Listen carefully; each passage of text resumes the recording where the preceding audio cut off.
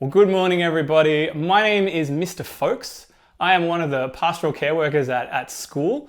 And this morning, I've been asked to help run a little devotion for you guys.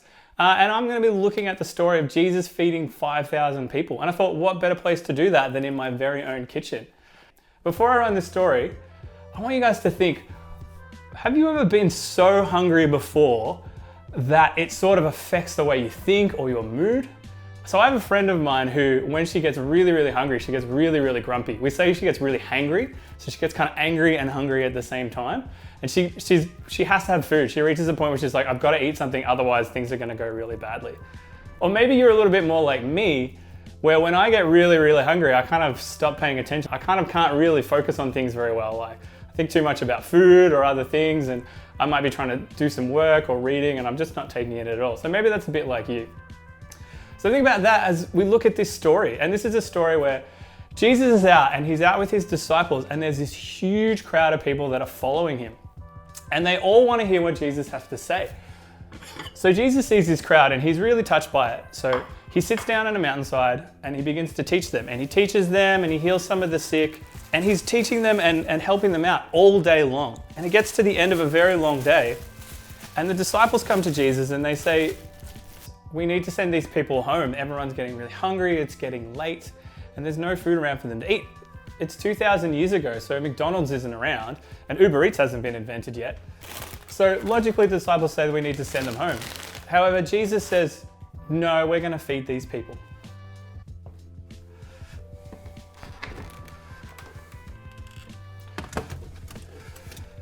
So the disciples go hunting around and see what they can find, and they manage to scrounge up 5 small loaves of bread and 2 little fishes.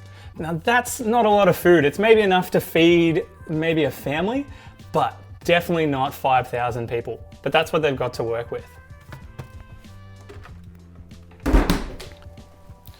So Jesus takes the 5 loaves and the 2 fishes, and he asks everybody, all 5,000 people, to sit down, and he blesses the food, and then he gets the disciples to divvy it out to everybody.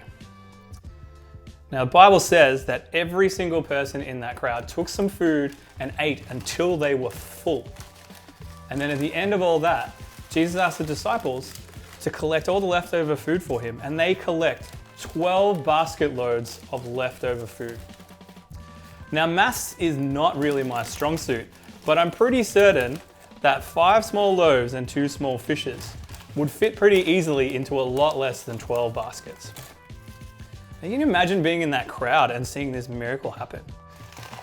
Being filled to the brim and eating this fantastic food, and then seeing all this bountiful leftover.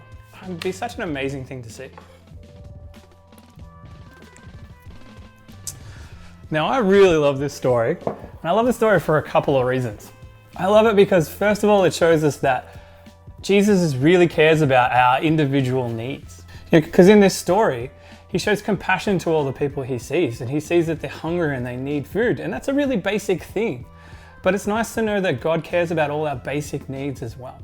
And the other thing I really love about this story is that it doesn't matter the quality of things that you bring to God. The disciples didn't bring an amazing feast or anything like that. All they had was 5 loaves of bread and 2 tiny fishes. But Jesus used that to do an amazing miracle. And I know sometimes we feel like maybe we're too young or we're not talented enough. But this story really shows us it doesn't really matter. The little things we can offer, God can do great and big things through those things. We just need to be faithful to offer them to Jesus, and he'll use them. Now, clearly food is not one of my gifts. I have the ability to turn some chips and sauce into a chip sandwich. It's not a feast. It is far less of a miracle than Jesus turning bread and fish into a feast for a group of people. But I love this story nonetheless. So I hope you guys can ponder on this story a little bit. I'm going to enjoy my sandwich, and I hope you guys enjoy the rest of your day.